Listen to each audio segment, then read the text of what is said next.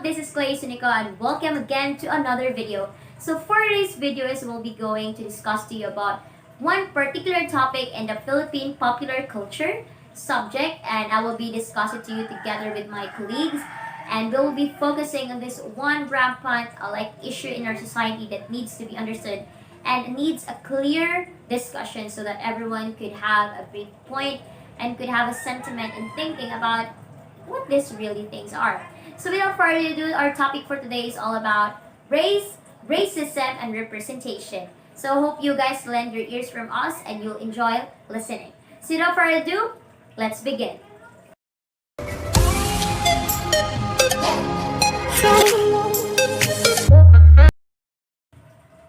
The first thing to insist in the discussion of race is that there is just one human race. Human biology does not divide people into different races. It is racism and sometimes its counter arguments that insist in this division. In other words, race is a cultural and historical category, a way of making difference between people of a variety of skin tones. But what is most important is not the difference as such, but it is how it is made to signify, how it is made meaningful in terms of social and political hierarchy. This is not to deny that a lot of people have different colors and different physical features. But the most important thing that these differences doesn't issue meanings. To sum it up, racism is more about signification than it is about biology. According to Paul Gilroy, accepting that skin color, however meaningless we know it to be, has a strictly limited basis in biology. This perspective underscores the definition of race as an open political category. And could not be mistaken as a form of idealism. Differences exist whether it is made to signify or even not. But how it is made to signify is always a result of politics and power, not biology. As what Paul Gilroy point out, race has to be socially and politically constructed, and elaborate ideological work is done to secure and maintain the different forms of racialization which characterized capitalist development. Recognizing this makes it all important to compare and evaluate different historical situations in which race has become more politically pertinent. Working in this perspective, the analysis of race in the popular culture would be the exploration of ways in which it has and can be made to signify. According to Swarthols, there are three key moments of race and racism in the West. First, we have the colonialism and the imperialism. The second, we have the slave and the slave trade. And the third one is the 1950s immigration following the decolonization. Let's focus about how slavery and slave trade produced the first detailed discussion around race and racism. In this discussion were the assumptions or the vocabulary of assumptions about race and racism was first formulated. And let's understand the importance of race and racism, that they are not natural or an inevitable phenomenon. They have an history and they are a result of a human action and interaction. The sad thing about this is that they often appear as inevitable rather than, or they are something grounded in nature rather than what they really are and what they should be. Racism first developed in England as a defense of slavery and slave trade. Peter Fryer points out once the English slave trade, English sugar producing plantation slavery, and English manufacturing industry had begun to operate as a trebly profitable interlocking system, the economic basis had been laid for all those ancient scraps of meat and prejudice to be woven into a more or less coherent racist ideology. In other words, racism first emerges as a defensive ideology, promulgated in order to defend the economic profits of slavery and the slave trade. A key figure in the development of the ideology of racism is the planter and judge Edward Long. In his book of the history in Jamaica in 1774, he pointed out that black people are inferior to white people, thus suggesting that slavery and slave trade are perfectly acceptable institutions. His starting position is that there is an absolute space or division between black and white people. So Charles White also has his writing in 1795, similar to what Judge Edward Longhas, he claimed that the white European is considered to be the most beautiful in the human race. So similarly, from the racism of the two persons I've already mentioned, there is also, in consideration of the Negros cause in 1772, Samuel Estwick also argued that the black people are prohibited to enter the country in order to preserve the Britons from contamination.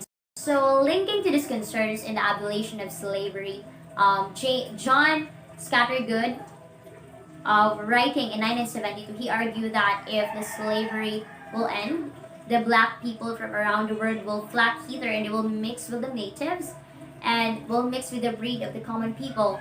And he also stated that the increase of crimes and criminals from around the world and make Britain the sink of all the earth, the mongrels, the vagrants, and all the vagabonds.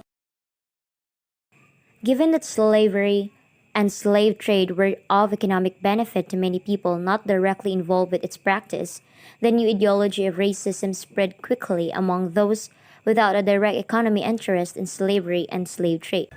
So by the 19th century, it was widely taken for granted that the division between the superior whites and the inferior others, scientists and every intellectual part of Britain took it for granted that only the white-skinned people are capable of thinking and of governing. So to sum it up, how racism and how people view it from the very late era up to now is that all about how the division of the skin color, where you're from, or your ethnical groups could only define as what racism is. So one part of an example is Barack Obama from the United States of America because he is the first black American who governed the United States. So he won, and that doesn't mean that if you have the black color or the white color, or either way, you both of you don't have the capacity or the capability to govern because everyone has the right to do it and everyone has the right to think.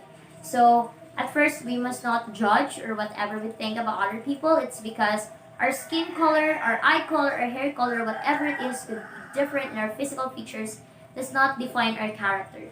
Okay, so that's my group mate will explain to you about the topic Orientalism.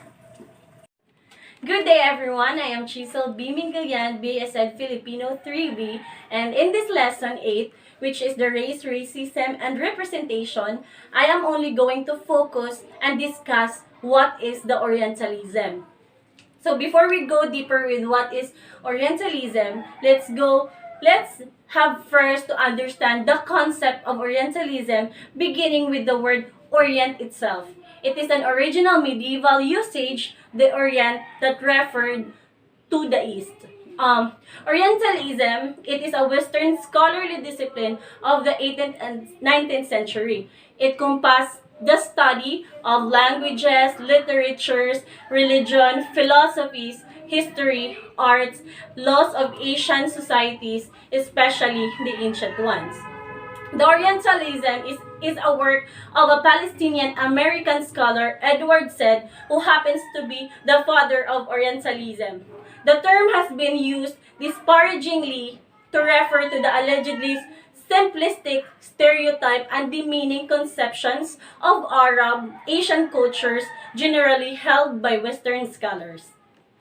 This in part achieved by the insistence of an absolute difference between the West and the Orient, in which the West is rational, developed, humane, superior, while the Orient is aberrant, undeveloped, and inferior. Here are some examples of an Orientalism. Do you familiar with the movie Tarzan? Tarzan movie is used by Western to describe and exaggerate what Asian is, what native is. During their times, they use Tarzan to describe the ignorance of an Asians, while the Westerns, who are very superior and they are well civilized. Next is the unknown Venetians, the reception of ambassadors in Damascus, 1511, Louvre, the deer with antlers in the foreground is not known ever to have existed in Walled in Syria. Sometimes in arts, they are very they exaggerate what art they have. So in that painting, you can see that in that painting they put an a deer which did not existed in the wild in Syria. So aside from describing describing and distorting movie and arts, they also exaggerate what arts they have. The next is the Eugène Delacroix, The Women of Algiers, 1834, the Louvre, Paris. Since the publication of Edward Said Orientalism in 1978, much academic discourse has begun to use the term Orientalism to refer to a general patronizing Western attitude towards Middle Eastern, Asian, and the North African societies. In said analysis, the West initializes these societies as static and undeveloped, thereby fabricating a view of Oriental culture that can be studied, depicted, and reproduced in the service of empirical power implicit in this fabrication. Wright said, is the idea that Western society is developed, rational, flexible, and superior. Another example of an Orientalism is the Japantown in San Francisco, a quality, mannerism, or custom specific to characteristics of the Orient, the adoption by the Western artists of decorative elements evoking Asians or North African cultures. It is also the the it is also the identity an of the Western to they imitate the culture, the quality of the Asians, of the culture of another, or the Asians or the South Africans. The main function of the Orientalist frames is to maintain the asymmetry in the power relation between the West and the Orient, as well as the seemingly unavoidable incompatibility of the respective cultures and civilizations.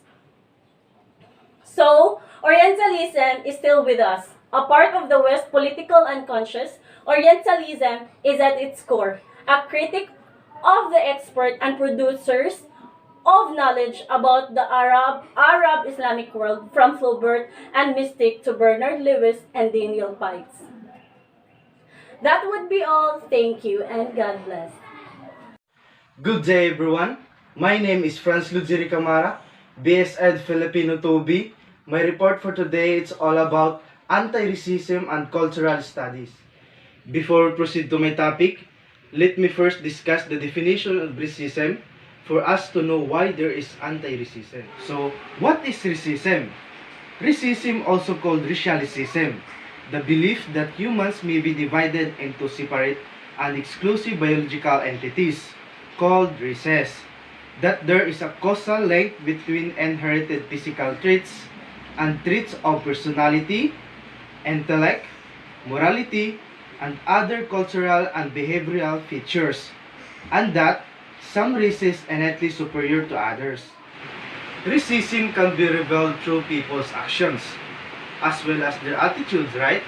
But sometimes it may not be revealed at all, because not all racism is obvious. For example, someone may look through a list of job applicants and decided not to interview people with certain surnames. And because of that, there is anti-racism, which aim is to eliminate racism. So now, let us know the definition of anti-racism. Anti-racism refers to a form of action against racial hatred, bias, systemic racism, and the operation of marginalized groups. Anti-racism is rooted in action. It is about taking steps to eliminate racism at the individual, institutional, and structural levels. As was noted with both feminist and Marxist approaches to popular culture, discussions of race and representation inevitably and quite rightly involve an ethical imperative to condemn the deeply inhuman discourse of racism. So now, let us proceed to cultural studies. What is cultural studies?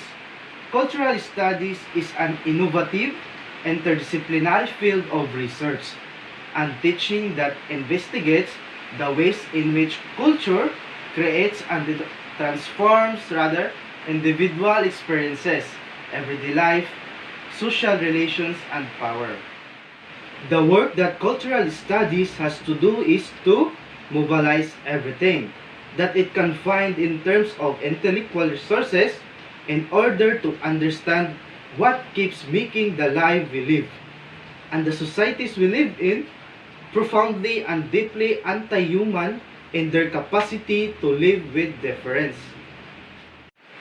We need to know what sorts of insights and reflection might actually help increasingly differentiated societies and anxious individuals to cope successfully with the challenges involved in dwelling comfortably in proximity to the unfamiliar without becoming fearful or hostile. We need to consider whether the scale upon which sameness and differences are focused and other dimensions of basic sameness can be acknowledged and made significant. We also need to consider how a deliberate engagement with the 20th century's history of suffering might furnish resources for the peaceful accommodation of otherness in relation to fundamental commonality. That is, namely that human beings are ordinarily fat more alike than they are unlike. That the most of the time we can communicate with each other, and that the recognition of mutual worth, dignity, and essential similarity imposes restrictions on how we can behave if we act justly.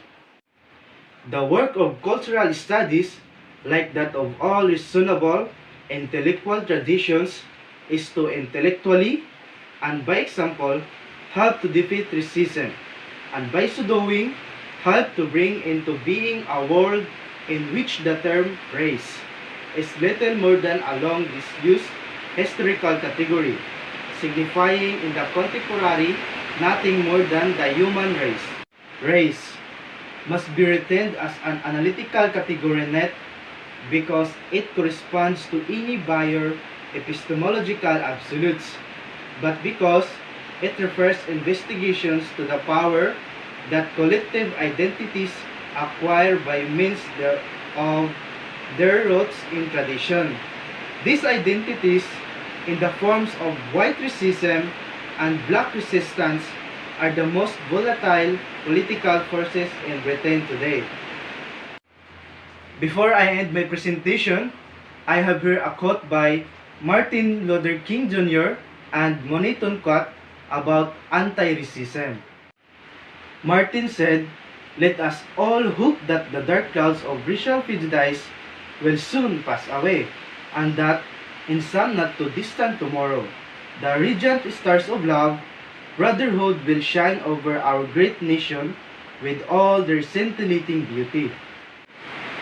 Monet Tunquat said, "It is clear that the way to heal society of its violence and lack of love is to replace the pyramid of domination with the circle of equality and respect." That would be all. I hope you learned something from our presentation. Thank you and God bless.